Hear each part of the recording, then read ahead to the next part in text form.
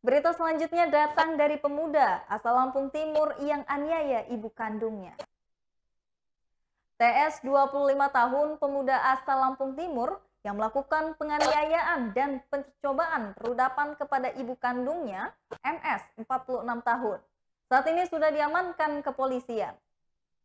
Kasat Reskrim Polres Lampung Timur AKBP Ferdiansyah pada Selasa 9 November 2021 mengatakan TS diamankan dalam kondisi mabuk berat. Saat ini sudah kita amankan tersangkanya, berikut barang bukti, ujarnya.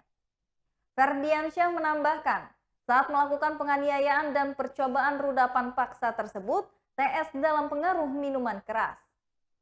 Saat pintu rumahnya terbuka, polisi langsung menangkap TS dan sedang dalam keadaan mabuk berat, tutur Ferdiansyah. Adapun barang bukti yang diamankan yakni satu setel pakaian korban beserta pakaian dalamnya, lalu satu setel pakaian milik pelaku TS beserta pakaian dalamnya dan satu kain lap, katanya.